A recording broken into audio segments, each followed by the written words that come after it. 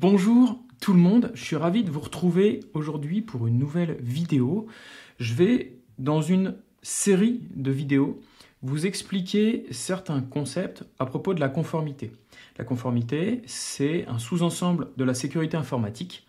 Ce qui est très intéressant, c'est qu'en fait, ce sont des métiers qui sont accessibles principalement sans avoir besoin de compétences techniques très très fortes en informatique. Donc si vous voulez vous reconvertir, c'est le bon domaine.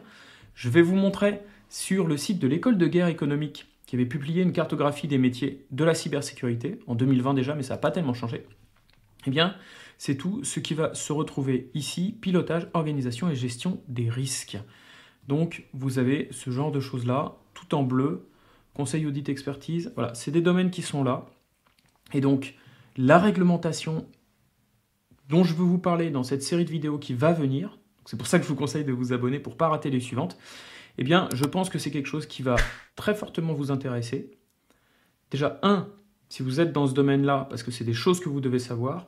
2, si vous souhaitez vous orienter dans ce genre de domaine-là, eh bien, c'est ce genre de vidéo-là qui va vous aider à comprendre, à vous former et à pouvoir, par la suite, à pouvoir arriver dans ce genre de métier. Donc, la réglementation DORA, l'explication, la conformité, c'est maintenant que ça se passe.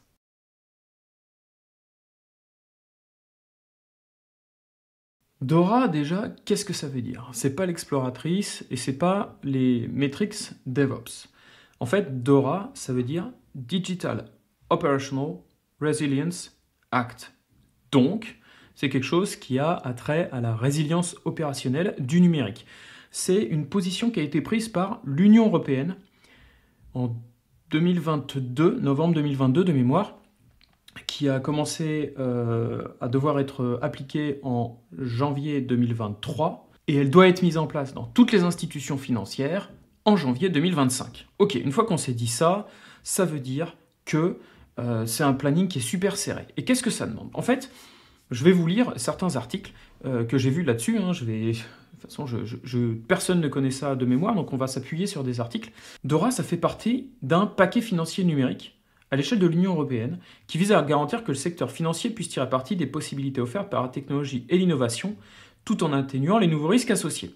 Ok, ça veut dire que les institutions bancaires vont se moderniser, c'est normal, vont utiliser les technologies numériques. Ces technologies numériques apportent de gros risques. Donc, il ne faut pas que vous fassiez ça dans votre coin, déjà, premièrement. Et deuxièmement, ce qui est important également, c'est qu'on soit certain que c'est implémenté de la bonne façon et qu'il y a des moyens de tester et de vérifier que c'est implémenté de la bonne façon.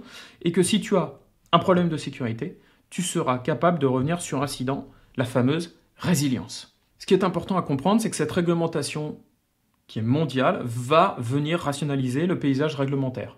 Ce paysage réglementaire, il est de plus en plus fragmenté. Il y a beaucoup d'initiatives réglementaires qui sont locales dans des États membres. Et en fait, les lignes directrices de l'Union européenne demanderont vecteur sujet connexe. Cette réglementation mondiale va venir rationaliser un paysage réglementaire qui est de plus en plus fragmenté sur le sujet. Mais c'est surtout cette mise en place de ce cadre réglementaire qui va garantir l'absence de chevauchement ou de lacunes dans la réglementation et qui maintiendra ainsi de bonnes conditions de concurrence dans le marché unique. Ok, qu'est-ce que ça va changer, DORA? Ça, c'est important à comprendre. Elle va se concentrer uniquement, cette réglementation, sur la résilience et les incidents qui sont liés aux technologies de l'information. Donc ça va introduire des exigences très spécifiques et très normatives.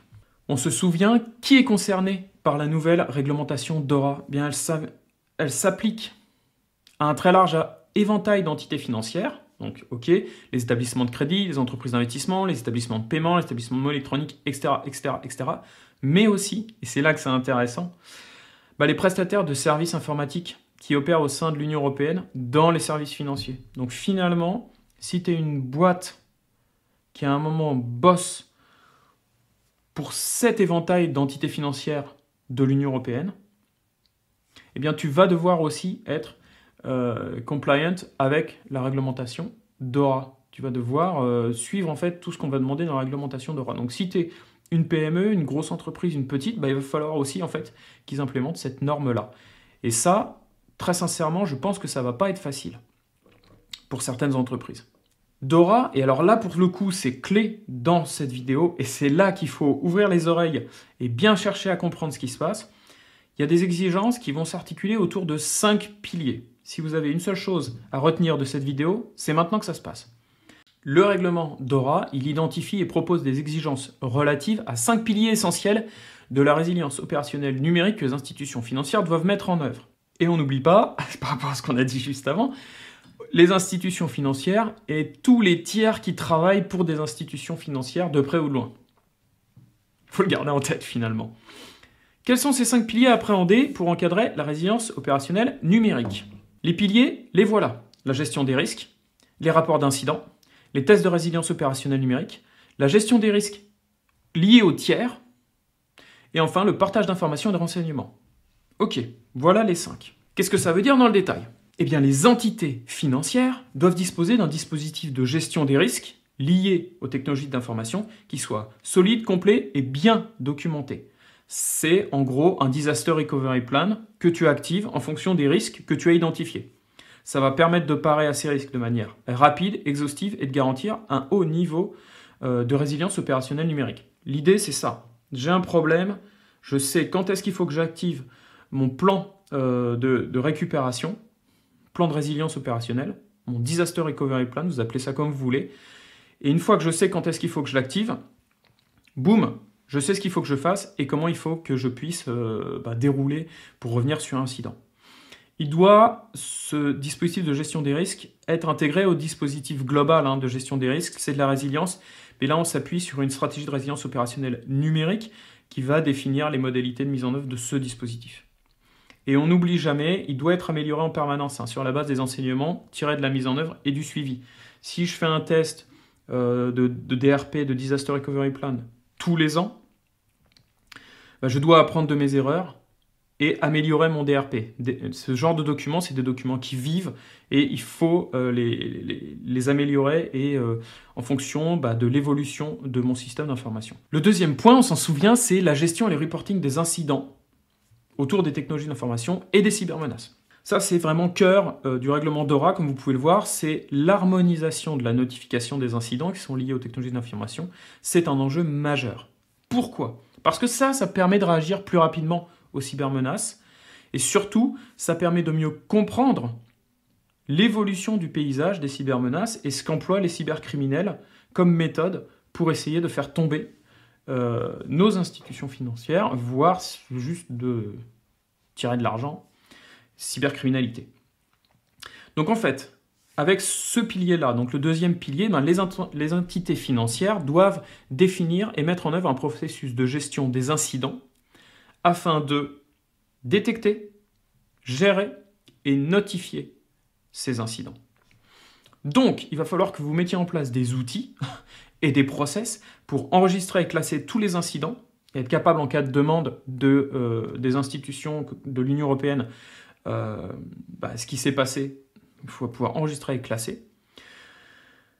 Et aussi les cybermenaces importantes selon les critères détaillés dans le règlement DORA. Et en fait, ces incidents majeurs doivent être reportés aux membres de la direction et à l'organe de direction de l'entreprise et être déclarés aux autorités compétentes de votre pays dans les délais au moyen d'un modèle commun. Donc, on va avoir des process qui doivent être mis en place pour définir tous ces incidents de cybersécurité. Mais on a aussi un deuxième cas, donc ça c'est ce qui est réglementaire obligatoire. On pourra également déclarer sur une base volontaire les cybermenaces importantes qu'on a détectées par ailleurs. Deuxième état, donc tout un processus pour classer, gérer les incidents de sécurité et les menaces. Et puis une deuxième partie qui est avoir un process de reporting aux autorités compétentes de ces cybermenaces. Le troisième point, c'est les tests de la résilience opérationnelle numérique. On commence à tester mes systèmes d'information, mes applications, mes back-ends, mes plateformes et ainsi de suite. Je dois les tester. Et donc, je dois établir, maintenir et réexaminer régulièrement un programme de test de résilience opérationnelle numérique qui fait partie intégrante du dispositif de gestion des risques. Ok. Dans ce cadre de la gestion des risques, j'ai un programme de test de résilience opérationnelle. Ce programme de test de résilience opérationnelle, il doit avoir 5 points essentiels qui sont les suivants que vous voyez à l'écran. Comprendre un large éventail d'évaluation, de tests, de méthodologies, de pratiques et d'outils à appliquer. Tout ça, c'est un énorme boulot de la part de votre responsable sécurité système d'information parce qu'il va falloir définir tout ça. Ensuite, il va falloir couvrir les outils et les systèmes au moins une fois par an. Donc minimum, il va falloir que tu fasses ces tests-là pour toutes tes plateformes au moins une fois par an. C'est réglementaire, c'est vraiment costaud. Pour tous les systèmes et applications qui soutiennent des fonctions critiques ou importantes à définir en interne dans ton entreprise. Troisième point, c'est s'assurer de la conduite des tests par des parties indépendantes internes ou externes. La raison étant d'éviter d'être jugé partie. Si c'est ton équipe de développement ou ton équipe plateforme qui fait les tests, à un moment, elle va te dire « c'est bon, ça marche ». Et en fait, peut-être que ça ne marchait pas exactement comme il aurait fallu et que si tu arrives sur un incident, tu pourrais te faire avoir. Et le quatrième, c'est qu'il faut prévoir des procédures et des stratégies qui vont permettre en fait de hiérarchiser, classer et résoudre tous les problèmes mis en évidence au cours des tests. C'est normal, ça va pas bien se passer, et ça c'est normal. Il va y avoir des problèmes, on va peut-être pas arriver au bout de la procédure de test, mais il faut avoir des procédures, des stratégies qui vont nous permettre de résoudre tous ces problèmes qui ont été identifiés. Ces tests-là sont très importants, ils n'ont qu'un seul but, c'est qu'on s'améliore, et que quand il y aura un problème, eh bien finalement, il n'y ait plus de problème. Parce qu'on saura revenir sur un incident et que ces tests-là, ce ne sera pas la première fois qu'on les verra. Il y a quelque chose que j'aimais beaucoup, que disait Renaud Lavillenie, il disait quand il s'entraînait, il mettait des barres, il fait du saut à la perche, il mettait des barres à 6,30 m, 6,50 m. Pourquoi? Parce qu'il disait, il ne faut pas, si jamais ça se passe très bien pendant la compétition, que ce soit la première fois que je vois une barre à 6,50 m, ce soit la fois où je suis en compète et que je vais faire le record du monde. Il faut que je l'ai vu, même si je ne vais pas la réussir, il faut que je l'ai vu pendant les entraînements. Et là, c'est la même chose. Tous ces problèmes, tous ces risques, ces crises, il faut les avoir anticipés, il faut les avoir testés, il faut s'être foiré pendant les entraînements. Comme ça, le jour J où ça vous arrivera, ce sera moins difficile, ce ne sera pas la première fois que vous verrez ce genre de choses-là. Et enfin, le cinquième point, c'est de définir des processus de revue et de validation de la mise en œuvre des plans de remédiation. Donc on se dit, il faut le faire une fois par an. Donc tu fais des procédures de revue aussi de tes plans de remédiation. Par des parties indépendantes internes ou externes, de la même façon, on en arrive toujours un petit peu aux mêmes choses. Le quatrième point, et c'est vraiment important, c'est la gestion des risques qui sont liés aux prestataires de services. Le règlement DORA, ça introduit une harmonisation des exigences en matière de gestion des risques, surtout liées aux tiers prestataires de services. Donc, quand tu es une entité financière et que tu ne fais pas tout toi-même en interne, de toute façon, ce n'est pas le but, tu fais appel à des prestataires informatiques, à des tiers pour des systèmes, pour utiliser de la main-d'œuvre et ainsi de suite. Donc, tu dois également, en fait, et là c'est réglementaire, définir une stratégie en matière de risque liée aux tiers prestataires de services informatiques. Tu dois également définir une politique d'utilisation des services qui vont concerner les fonctions critiques ou importantes. Ça, c'est vraiment clé, quoi. Tu vas dire la façon dont les gens doivent interagir avec les fonctions critiques ou importantes de ton système d'information. De la même façon, il est indispensable d'avoir un registre d'informations qui porte sur tous les contrats conclus avec les tiers prestataires de services. Ça, on a souvent tendance, lorsqu'on n'est pas dans la sécurité informatique, à trouver que c'est pénible, que c'est long, que c'est fastidieux et compliqué, mais en fait, c'est ultra important. Il faut juste le comprendre. Pourquoi c'est important? Oui, c'est fastidieux, oui, c'est compliqué, mais en fait, c'est clé dans ta résilience opérationnelle. Donc ça, c'est vraiment quelque chose d'important. Il faut que vous compreniez aussi, si vous n'êtes pas en sécurité informatique, mais que vous travaillez dans ce cadre-là de l'informatique, tout court, que ça, c'est vraiment clé. Si vous fournissez, vous, des services en tant que tiers, par exemple, à des institutions financières, donc vous allez être sujet à ça, en fait, définissez aussi peut-être des dispositifs, des procédures pour pouvoir accélérer et vous avez vraiment un avantage comparatif par rapport à tous les autres. Bon, de la même façon, on va devoir conduire des diligences, donc ça veut pas dire qu'on va conduire des diligences comme dans les westerns et qu'en fait on va conduire des assessments de sécurité avant l'entrée en relation et notamment pour évaluer le risque de ces tiers. Donc avant de commencer à bosser avec eux, on va s'assurer qu'ils font les choses correctement en matière de sécurité. On va également inclure dans les contrats des clauses standards minimales en matière de résiliation. Donc ça, c'est important. On va mettre des annexes de sécurité dans vos contrats, c'est clé. Et enfin, on va avoir une surveillance continue de la relation. Ça, c'est pareil, c'est avec des process. On va voir comment on va faire. Mais ça, c'est intéressant. Et il faut appeler votre responsable de la sécurité du système d'information pour voir, vous, quels sont les process à mettre en place en termes de surveillance continue. Et enfin, le dernier, ça, c'est un peu ce qu'on essaie de faire aussi sur cette chaîne et globalement dans la communauté cyber. En fait, l'idée, c'est de partager. Plus on est nombreux à savoir ce qui se passe, plus on est nombreux à connaître les problèmes qui se passent sur vos institutions, sur vos équipes, sur vos systèmes, sur votre plateforme, et plus c'est facile pour les uns et les autres d'anticiper. Si on se le cache parce qu'on se dit ouais, j'aurais pas dû me faire avoir, je vais rien dire et ça va se passer, eh ben, c'est dommage parce que d'autres qui n'ont pas encore eu le problème pourraient l'anticiper.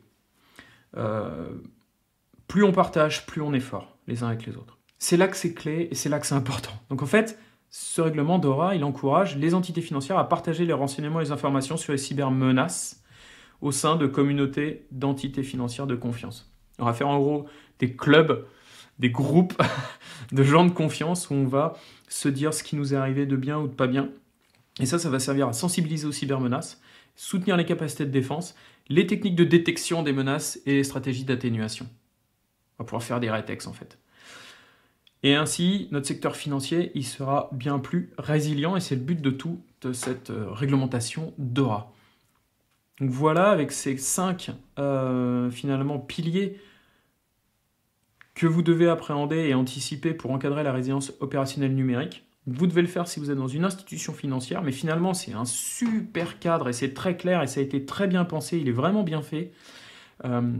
Dès que vous avez finalement un système d'information, j'aurais tendance à dire, vous avez une app, vous avez un service, vous avez un système que vous fournissez, eh bien implémentez ça à votre rythme, si vous n'êtes pas une entité financière. Comme ça, quand vous l'aurez implémenté, ça vous permettra facilement d'aller voir des entités financières pour bosser avec eux. Et sinon, de toute façon, vous serez très résilient. Et ça, c'est très, très intéressant pour vous en tant qu'entreprise, service, système et ainsi de suite. C'est à peu près tout ce qu'il y avait à dire aujourd'hui de mon côté sur une introduction, j'ai envie de dire, à la réglementation DORA et à l'implémentation de la réglementation DORA. Pour avoir le calendrier d'application et connaître la date butoir, c'est le 17 janvier 2025. C'est l'entrée en application du règlement. Donc, il faut avoir transposé la directive DORA si vous y êtes sujet. Donc, n'hésitez pas un petit peu à commencer à aller taper. De toute façon, on va venir vous voir, mais plus vous l'anticipez, plus ce sera facile. Très intéressant à voir. Maintenant, faites en fait un petit peu de travail autour pour aller à la pêche aux infos et mieux le comprendre. Il y a plein de papiers qui sont très bien faits, notamment sur le site de l'Union européenne. Posez des questions dans les commentaires, on essaiera d'y répondre. Moi, c'est pas ma spécialité, la conformité, mais c'est quelque chose sur lequel je me dois d'être au courant. Donc, je me renseigne de plus en plus et je vous en fais partager. Je vais faire plusieurs sessions et vidéos sur ce cadre réglementaire et les différentes réglementations à l'œuvre. Les prochaines, ça va être Nice 2, et il y en a plein d'autres qui vont venir parce que finalement, on en a beaucoup. Si c'est quelque chose qui vous intéresse aussi, pareil, posez-moi des questions, dites-moi celles qui vous intéressent de votre côté, on essaiera de faire un tour là-dessus. Je crois que j'ai tout couvert en une petite quinzaine de minutes. Si ça vous a intéressé, mettez des pouces, abonnez-vous, abonnez vos potes, parlez-en autour de vous, dans votre entreprise. De toute façon, normalement, quasiment toutes les entreprises ont de l'informatique, donc ça peut être intéressant d'en parler et d'en discuter avec vos collègues, et notamment ceux qui sont dans les services informatiques. D'ici là, comme d'hab, restez sécures sur le web et ailleurs, et on se retrouve très bientôt pour de prochaines vidéos. Ciao, ciao!